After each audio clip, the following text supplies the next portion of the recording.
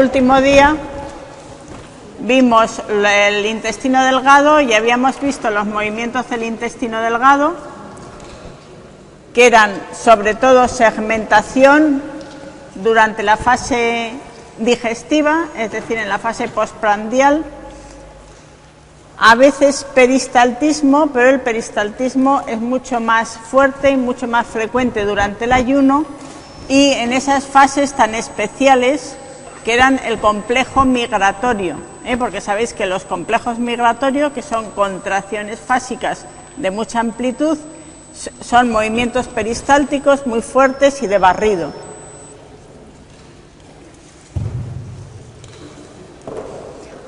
Pero además el intestino delgado también tiene funciones secretoras. Y como funciones secretoras, lo que segrega el intestino delgado es el jugo intestinal. El jugo intestinal es agua, electrolitos, tiene un pH relativamente alcalino, entre 7,5 y 8, y no tiene enzimas segregados por él.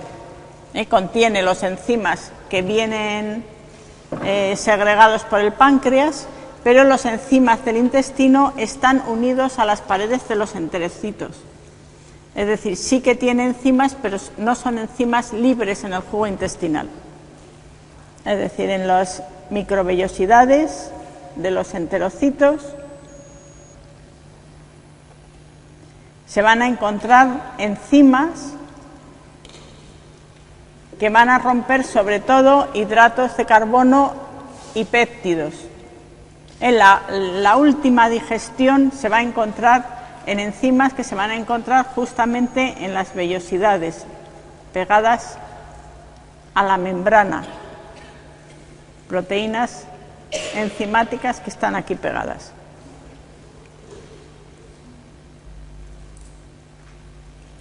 Sobre todo van a ser peptidasas, que van a romper pequeños péptidos, y disacaridasas y oligosacaridasas, que van a romper pequeños hidratos de carbono.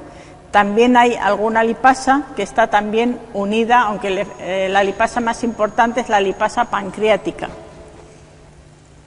que está dentro del contenido, se ha segregado por el páncreas. En el intestino vamos a tener dos procesos importantes, uno que es el proceso de secreción de agua, y el proceso de secreción de agua se va a producir sobre todo en las criptas. Recordáis que la mucosa intestinal está formada por unas vellosidades y unas glándulas profundas que son las criptas. Estas vellosidades están recubiertas por enterocitos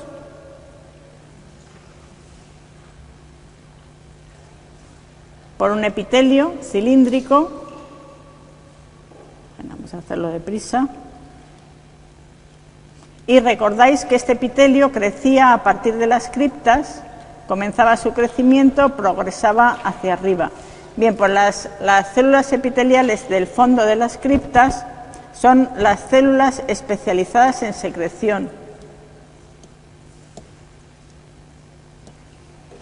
Se especializan en secreción porque expresan en la membrana apical canales de cloro. Una parte de los canales de cloro son estos canales de cloro de la fibrosis quística, es decir, los transportadores de la fibrosis quística. Estos transportadores de la fibrosis quística se caracterizan porque se activan intracelularmente por AMP cíclico. Se acompañan estos transportadores en la membrana apical de transportadores en la membrana basal que lo que hacen es meter cloro dentro de la célula. De esta manera la cantidad de cloro en el interior de la célula es elevada y cuando se abre un canal en la parte apical el cloro tiende a salir. El cloro tiende a salir en cantidades elevadas, es un ion de carga negativa. Sabéis que iones de carga positiva van a pasar para neutralizarlo, como es el sodio. Esto va a hacer que aumente la osmolaridad en el lado apical y con la osmolaridad elevada el agua va a pasar sobre todo de forma paracelular. Es decir, este agua pasaría sobre todo de forma paracelular. Es decir, de alguna manera, entre las uniones estrechas de estos enterocitos debe haber canales de agua suficientemente abundantes como para que el agua pase, si hay más osmolaridad en la parte apical, hacia la parte apical. Bien, esto es en cuanto a secreción, pero los enterocitos van madurando y van trasladándose hacia el extremo de las vellosidades. Y en el extremo de las vellosidades los enterocitos pierden la capacidad de expresar canales de cloro y, sin embargo, van a aumentar la expresión de transportadores de aminoácidos, de transportadores de hidratos de carbono, sobre todo glucosa, galactosa, y estos transportadores, tanto que sean de aminoácidos, que podrían ser estos, por ejemplo, como que sean de glucosa, se cotransportan con sodio, de manera que estas células van a utilizar las bombas de sodio-potasio que están en la parte basolateral de la célula, es decir, en la parte basal, van a sacar mediante gasto de energía sodio a la parte vasolateral. El sodio tiene carga positiva, se neutraliza con iones de carga negativa, como pueden ser cloro, aumenta la osmolaridad en esta zona vasolateral y el agua aquí va a pasar también de forma paracelular por este gradiente osmótico. Y por lo tanto el agua se va a absorber. Y los nutrientes que pasan por medio de este cotransporte, si es la glucosa por ejemplo, utilizan transportadores específicos en la membrana basal que los transportan hacia la sangre. En esta zona tendríamos la sangre, se va a absorber agua y se van a absorber los nutrientes. Algunas células del intestino delgado utilizan un transporte, una absorción de agua que la llamamos absorción sin nutrientes. En esta primera parte que os he dicho de la absorción mediante nutrientes, el agua se ve favorecida a su paso, sobre todo cuando hay paso de nutrientes, y esto se debe a que los nutrientes se van a tender a absorber por el enterocito, bien porque hay menos glucosa dentro de la célula, pasa la glucosa y de paso pasa sodio. Tenemos más sodio, por ejemplo, para que pase a la parte vasolateral y a que aumente mucho la osmolaridad en esta zona. Por lo tanto, esta absorción de agua no solo depende de la bomba de sodio, sino de la absorción de nutrientes. Sin embargo, en otras células del intestino, como son estas, no tenemos tantos transportadores, cotransportadores de nutrientes, y en este caso decimos que es una absorción sin nutrientes. Se debe a que hay canales, algún canal de sodio, ya que hay transportadores especiales que meten cloro dentro de la célula. Por lo tanto, estas células utilizan solo los iones para aumentar la osmolaridad en esta parte vasolateral. Esto se da con mucha más frecuencia en el colon que en el intestino delgado.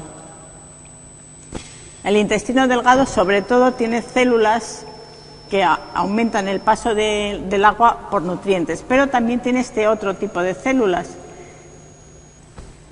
Eso hace que el intestino delgado tenga una absorción de agua muy, muy elevada.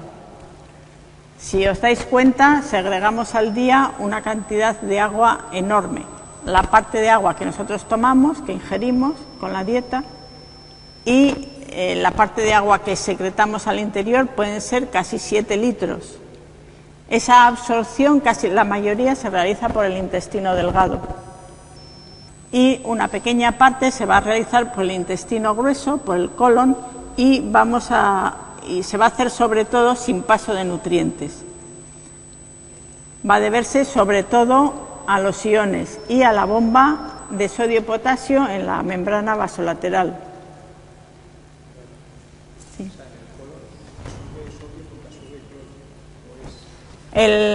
Las células tienen sobre todo bombas de sodio-potasio, no van a tener canales de cloro, sino que van a tener unos cotransportadores que exportan bicarbonato hacia el interior, son antiportadores, es decir, transportan hacia afuera bicarbonato y hacia adentro cloro. Esto hace que aumente el cloro y los canales de cloro se ponen en la parte basal de la célula. De esta forma aumentamos la cantidad de iones que salen aquí hacia la parte basal. Va a salir sodio y se va a neutralizar con una gran cantidad de cloro que tenemos, que va saliendo por estos canales. Y además hay unos cuantos canales de potasio que aumentarían cargas positivas y aumentaría todavía más la osmolaridad. Es decir, es solamente un problema de disposición de canales y se absorbe de esta forma. Las uniones estrechas, en el caso del colon, dejan pasar un poquito menos agua, por lo tanto el paso del agua está más favorecido en el intestino delgado que en el intestino grueso.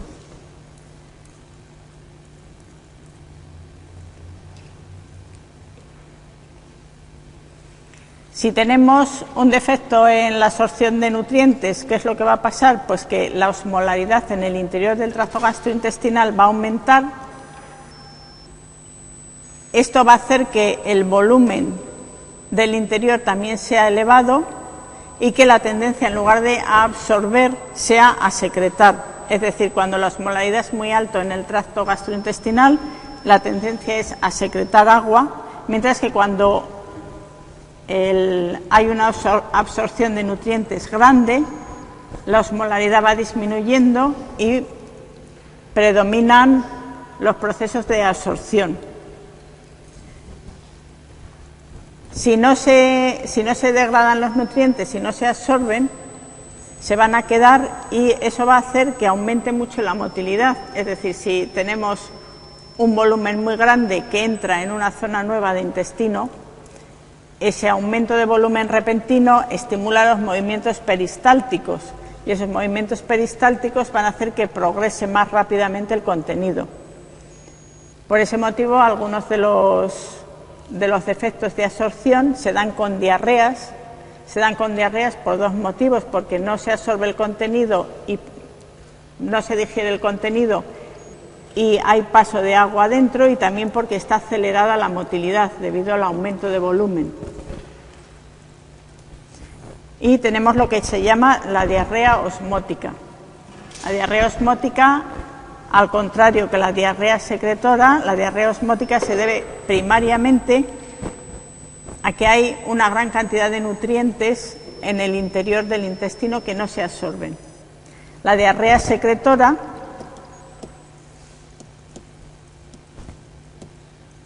es la que se da, por ejemplo, en el caso de una intoxicación o de una infección por vibrión colérico, que lo que pasa es que se está estimulando muchísimo la secreción de líquido y aumenta el volumen del intestino, pero por cantidad de líquido, cantidad de agua que hay.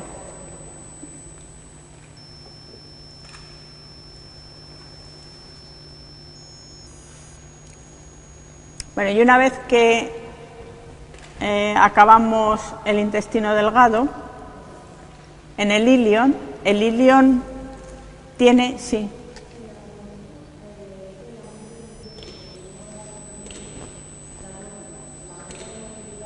La osmótica es un aumento de motilidad debido a que no se absorbe el contenido y hay un aumento de contenido en el interior. Ese aumento de contenido estimula las paredes y hace que se produzca una motilidad mucho más grande. Hay menos absorción de agua y como tenemos tantísima agua, es decir, solamente contando con la cantidad de agua que ya secretamos de por sí, los 7 litros, tenemos una cantidad de agua ya muy grande. No hace falta que secretemos de más, simplemente con la secreción normal que estamos haciendo, con eso ya tenemos un volumen muy grande, simplemente con que no se absorba. Si aumenta la osmolaridad tiende a haber agua, pero tiende a haber el agua normal. A ver, cuando nosotros ingerimos alimentos, el quimo, que es osmóticamente activo, atrae agua y por eso secretamos la cantidad que secretamos. Secretamos jugo gástrico, secretamos jugo intestinal, para hacer que el contenido sea isosmótico, con lo cual tenemos ese contenido ya isosmótico, mucho volumen. Si no lo absorbemos, ese contenido sigue ahí y ese contenido está presionando las paredes. Lo que pasa es que nada más salir del estómago, el contenido que tenemos se hace osmóticamente más elevado por los enzimas digestivos, pero se absorbe muy, muy rápidamente y se va a ir absorbiendo a lo largo de todo el intestino delgado, hasta llegar al ilion, y en el ilion tenemos la entrada, la separación entre el ilion y el colon, es el esfínter iliocecal. El esfínter iliocecal es músculo de la capa circular al finalizar el ilion, y este músculo de la capa circular está contraído tónicamente, pero tiene también unos repliegues especiales a la entrada dentro del colon, y esto hace que tenga un efecto como de válvula, es decir, que si aumenta la presión en el lado del colon tiene una tendencia a cerrarse.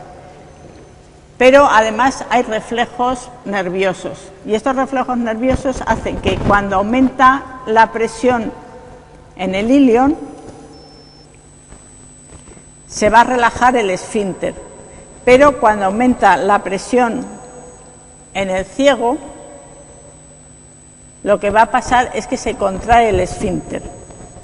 Por lo tanto, esto va a tener un efecto protector, de manera que el contenido que hay dentro del intestino grueso no va a pasar al intestino delgado y solamente va a pasar cuando hay un aumento de contenido en el ilion. Pero cuando hay un aumento de contenido en el ciego no va a pasar. Veremos luego que hay varios reflejos, que son reflejos largos, y esos reflejos largos van a hacer que se estimule este esfínter desde lejos. Y uno de los reflejos largos van a ser el reflejo gastroilíaco, que el meter comida dentro del estómago, este estímulo mecánico ya va a producir un reflejo por el que se va a dilatar este esfínter y se va a promover la motilidad. Es un reflejo que lo veréis mucho más claramente en los niños. A medida que aumenta la edad, este reflejo se va haciendo un poco más débil. Entonces, al comer y hacer las deposiciones es una cosa casi inmediata en los niños. Es un reflejo muy claro, porque aumenta la motilidad y aumenta la dilatación de este esfínter.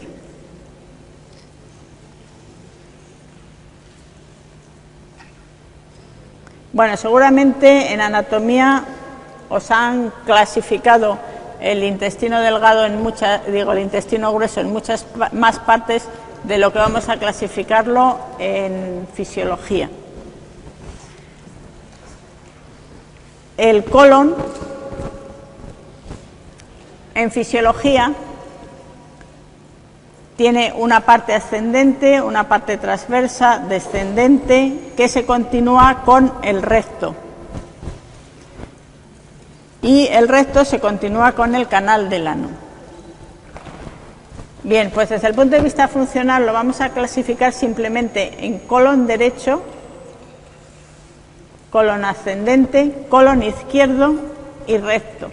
Y lo diferenciamos así sobre todo por su motilidad. El colon derecho tiene una motilidad mayor que el colon izquierdo y el recto tiene una motilidad especial. Fijaros que el intestino grueso tiene las mismas capas musculares que tiene el resto del tracto gastrointestinal, es decir, tiene una capa circular y tiene una capa de músculo longitudinal también.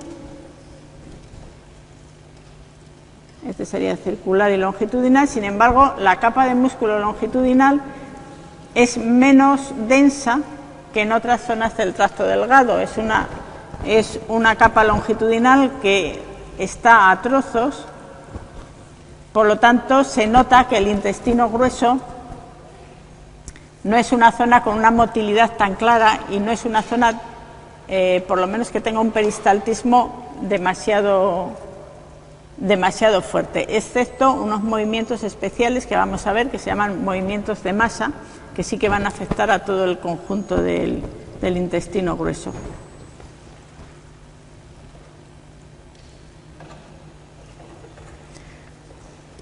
Los movimientos en el intestino grueso ya no los podemos clasificar en ayuno y postprandial. Aquí no está muy claro cuándo son los movimientos de ayuno y cuándo son los movimientos postprandiales.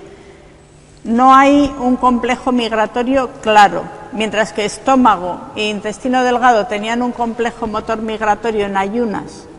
¿Os acordáis que el complejo motor migratorio es el que tiene 3 fases y la última de las fases, la fase 3, que en el estómago eran contracciones con un ritmo de 3 por minuto? Si veíamos a continuación el intestino delgado, esto era el estómago, antro, se continuaban en el intestino delgado con unas contracciones mucho más frecuentes, y intestino delgado, si esto era el yeyuno, el ilion, se continuaban estas contracciones frecuentes. Es decir, el complejo motor migratorio se transmite de estómago a intestino delgado. Sin embargo, en el intestino grueso ya no se propaga el complejo motor migratorio y el intestino grueso va un poco a su bola. Mientras que se tarda en pasar la comida dentro del estómago, se tarda en vaciar pues unas 3 horas, 2 horas, dependiendo de lo que comamos. Tardamos 2 o 3 horas, tarda el quimo en pasar por el intestino delgado. En el intestino grueso se va a entretener 1 o 2 días. Es decir, como podéis ver, la motilidad del intestino grueso es mucho más lenta. Se va a caracterizar por movimientos de todo tipo, por contracciones que se llaman no propagadas, que serían segmentaciones, que en el intestino grueso las llamamos austras.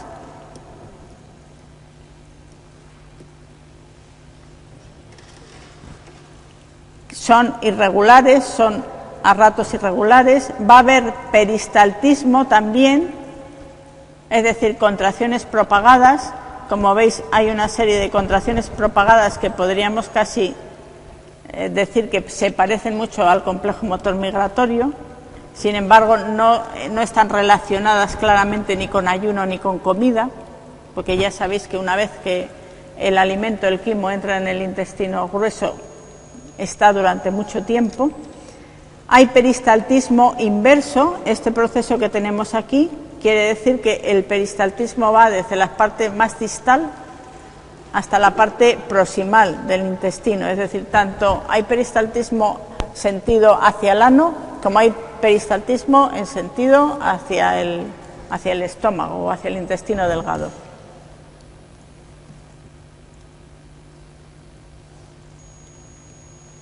Y además, entre los movimientos propagados tenemos un movimiento muy especial, que es el movimiento de masas. Y este movimiento de masas son unas contracciones que son de gran amplitud, que comienzan generalmente a mitad del intestino grueso, que afectan la última parte del intestino grueso y que es un peristaltismo muy amplio, unas contracciones muy fuertes y que hacen propagar el contenido del intestino grueso hacia el recto. Pero esto es muy poco frecuente, se da muy pocas veces al día. Aquí pone 3 a 10 al día, pero hay personas que solamente lo tienen una vez al día. Personalmente hay mucha irregularidad. Ya veréis que son muy importantes este movimiento de masas para la defecación.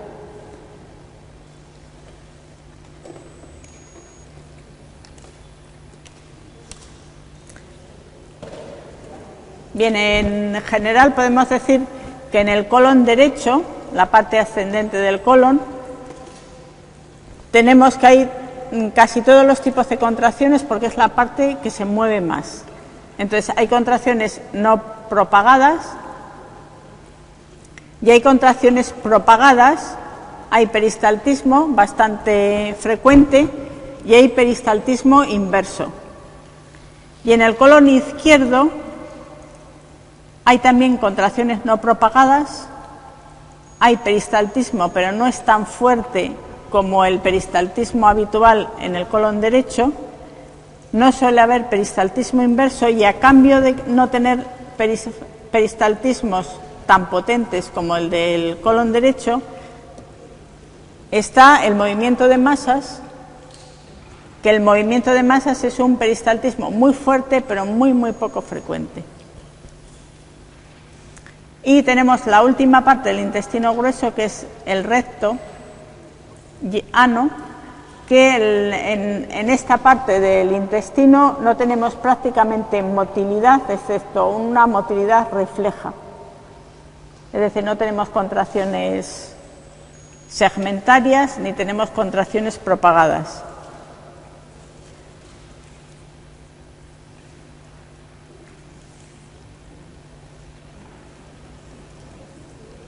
Bueno, esto es lo mismo que os había dicho, que no hay...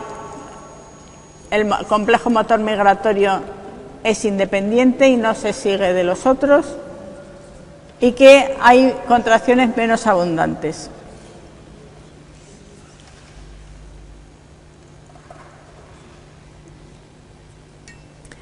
El recto, que es la última de las partes del intestino grueso,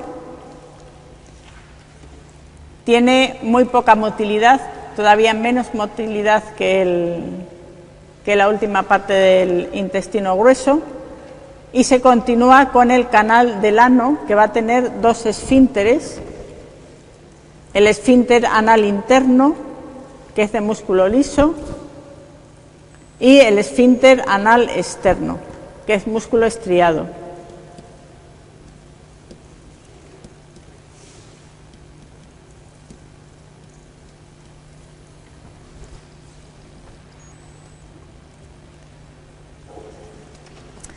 Fijaros que la disposición del recto, el recto hace un acodamiento con el colon sigmoide. Este acodamiento es importante para retener las heces, y este acodamiento, el acodamiento entre el recto y el colon sigmoide, se debe a un músculo que es el músculo puborectal. No sé, esto seguramente estáis dándolo ya, o casi. ¿Estáis dándolo ya en anatomía? Todavía no, pero casi, según he visto en los dibujos, ¿no? Que vais casi, no. Bien, el músculo puborectal es un músculo que se inserta en el pubis, abraza el recto y se inserta en la otra sínfisis púbica, de manera que lo que está haciendo es producir este acodamiento.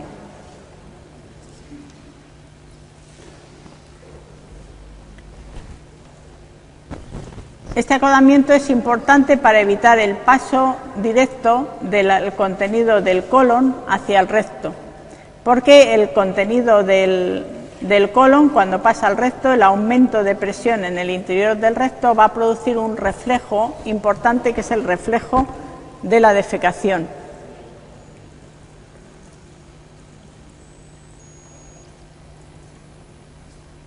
Bien, aquí podéis ver, esta es la parte anterior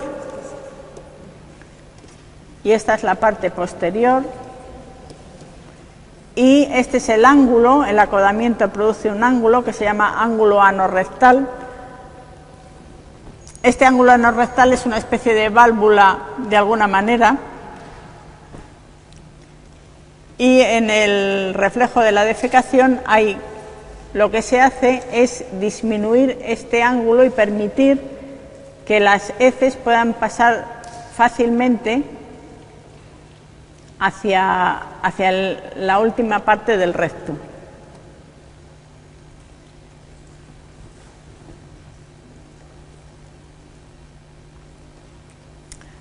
Esto que vemos aquí es que cuando aumenta la cantidad de alimento o las heces presionan en el interior del recto, se produce un reflejo, y este reflejo lo que va a hacer es relajar el esfínter anal interno. Como veis aquí, un aumento de presión en el recto hace que disminuya, como veis aquí, la presión en el esfínter. ¿Qué es lo que sucede? Que cuando aumenta esta presión y se produce la relajación del esfínter, se produciría una defecación. Pero este es el esfínter anal interno. Tenemos otro esfínter, que es el esfínter anal externo, y este músculo estriado. Esto quiere decir que nosotros podemos controlar voluntariamente la contracción de este esfínter, de manera que si este aumento de presión en el interior del recto va a dar lugar a dilatación del esfínter interno, se produce, si no nos viene bien en ese momento, pues lo que hacemos es voluntariamente contraer el esfínter anal externo y hacer que este aumento de presión, con el tiempo, se pierda la sensibilidad al reflejo. Es decir, en la gran parte de los reflejos hay un estímulo sensitivo. Este estímulo sensitivo va a ir a una zona de la médula. Vamos a pintarlo por aquí.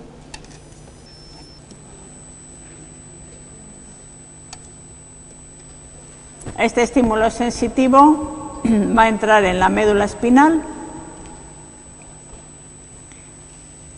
va a conectar con una neurona motora de la médula. La neurona motora de la médula será una neurona ¿de qué sistema? Si va a ir a un músculo liso, autónomo, ¿de qué tipo? Simpático. ¿Dónde están las neuronas simpáticas?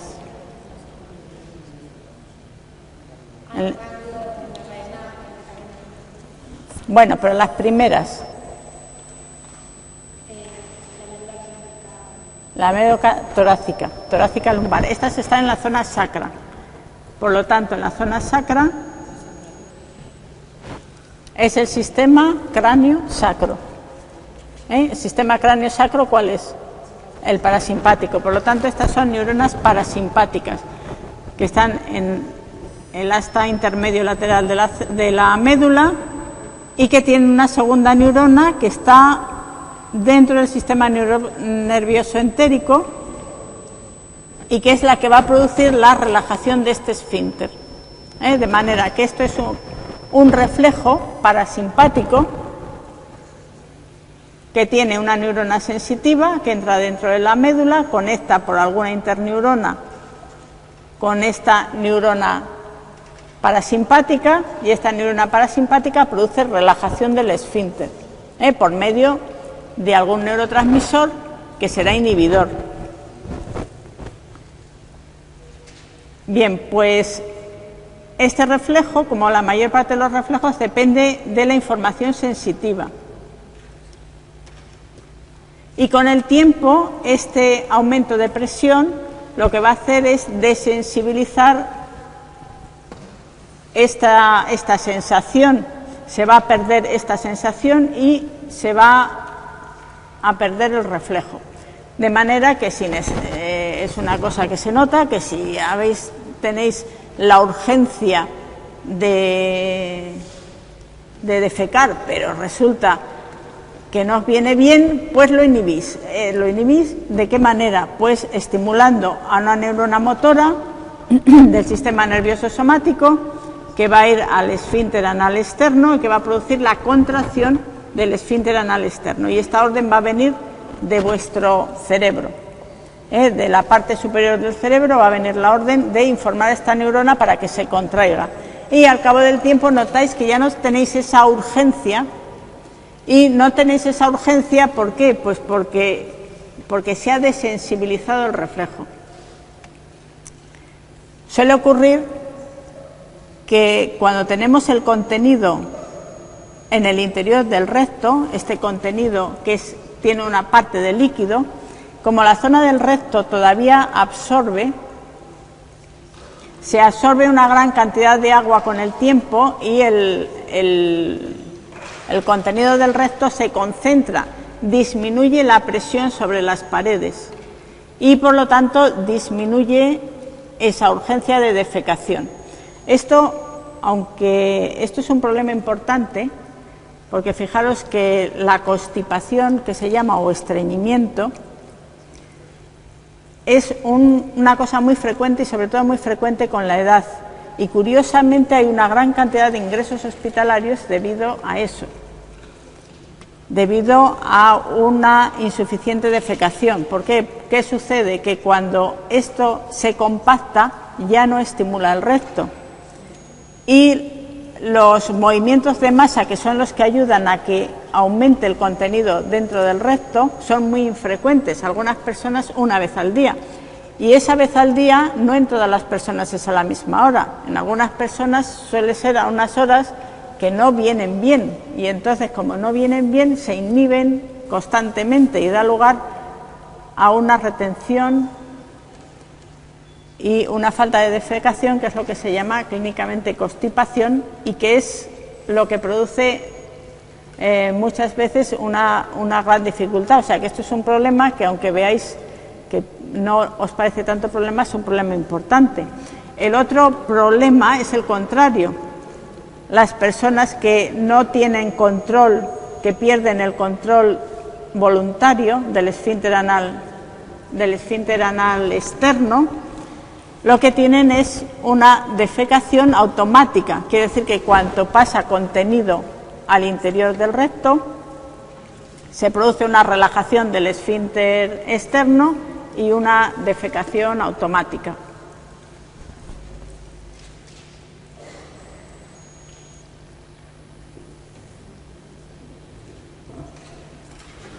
Bueno, además de todos de esos reflejos de la defecación de los que os he hablado, el reflejo de la defecación sería el reflejo rectocólico, por el que habría un aumento de presión dentro del recto y esto estimularía una contracción del colon que haría que pasara contenido hacia el interior del recto.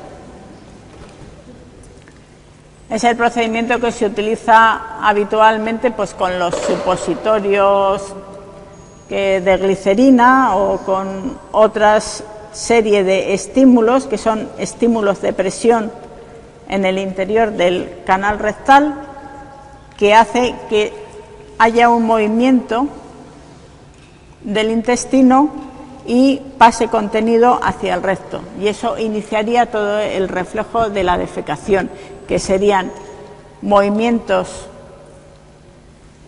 de aumento de presión dentro del abdomen, relajación del músculo puborectal y disminución del ángulo, de ese ángulo entre el recto y el colon, y la relajación del esfínter externo. Además tenemos reflejos largos que van a ir desde el estómago hacia distintas zonas del intestino delgado y grueso. El reflejo gastroentérico, que provoca un aumento de la contractibilidad del intestino delgado. El reflejo gastroilíaco, que además produce una relajación del esfínter iliocecal. El reflejo gastrocólico aumenta la motilidad del intestino grueso. Y el reflejo duodenocólico, es decir, la ingesta de alimentos promueve la motilidad en general, de manera que hay muchas más probabilidades después de comer de que se produzca una defecación debido a estos reflejos. También hay unos reflejos largos inhibidores que son el reflejo iliogástrico. Quiere decir que cuando llega comida demasiado ácida hacia el interior del ilion, hay un reflejo por el cual se disminuye la motilidad del estómago, de manera que se disminuye el vaciado. Y otro reflejo que es el intestino intestinal, que también cuando hay un problema o una inflamación dentro del intestino, se produce también un proceso inhibitorio. Bueno, como ya os había dicho, los tiempos en el tracto gastrointestinal son muy distintos. Hay un tiempo muy largo en el intestino grueso, que puede llevar 1 a 2 días.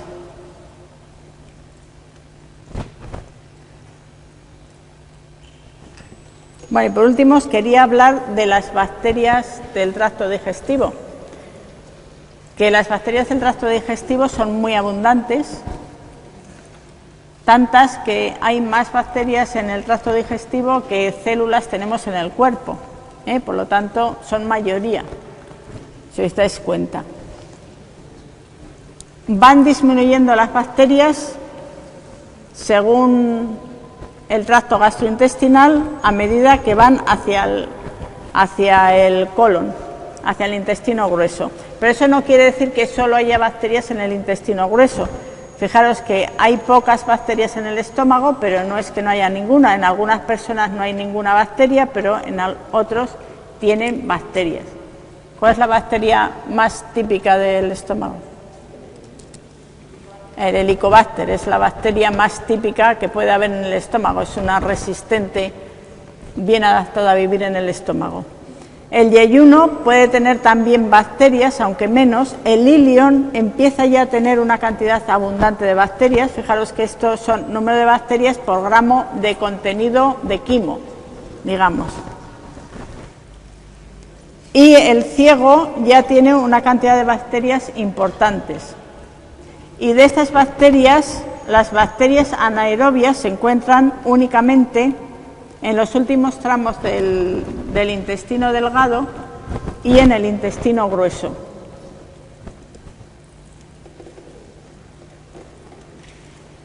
Bueno, valen para algo las bacterias. ¿Pasaría algo si no tuviéramos bacterias?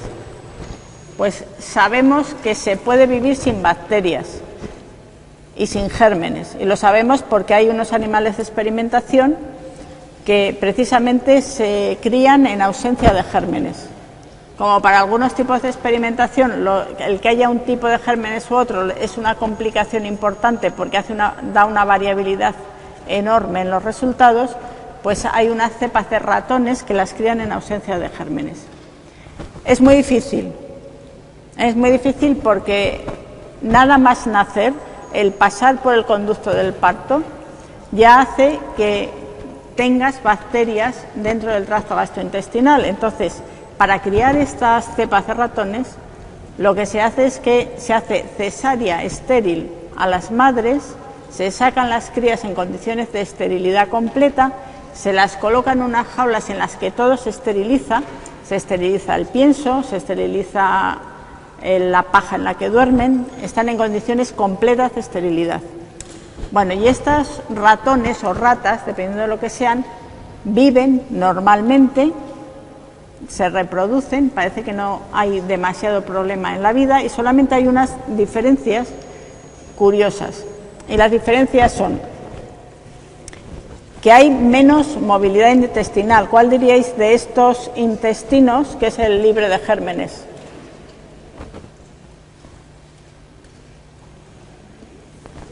No sé si lo veis bien, no, creo que no veis nada. Vamos a apagarlo un momento. ¿Cuál es el libre de gérmenes? Bueno, lo pone ahí, así que seguramente lo detectaréis. Este ciego que hay aquí es de un animal libre de gérmenes. Quiere decir que hay una motilidad bastante menor. Y otra de las cosas que pasa es que estos animales ingieren mucha más comida, tienen que ingerir más comida para mantener el mismo peso. Es decir, las bacterias tienen alguna propiedad con las cuales lo que digieren las bacterias nosotros nos aprovechamos de ello. Por lo tanto, si tenemos bacterias no tenemos que comer tanto, y sin bacterias tendríamos que comer más. Pero eso no parece que pueda parecernos muy importante. Lo que sí que tiene importancia es que estos animales son muy sensibles a los patógenos. Es decir, mientras que nosotros, un animal normal, necesita muchos millones de gérmenes patógenos para tener una enfermedad, estos animales, con muy poquitos gérmenes patógenos, ya se mueren. Por lo tanto, una de las ventajas que tienen los gérmenes que tenemos intestinales es que nos protegen de otros patógenos. Y también la otra propiedad que tienen los gérmenes intestinales es que nos benefician en cuanto a la absorción de algunos compuestos y que también mejoran la motilidad intestinal, porque van a producir gases que, bueno, ya es tarde, pero al próximo día los vemos, y esos gases aumentan la presión en el interior, aparte de que posiblemente también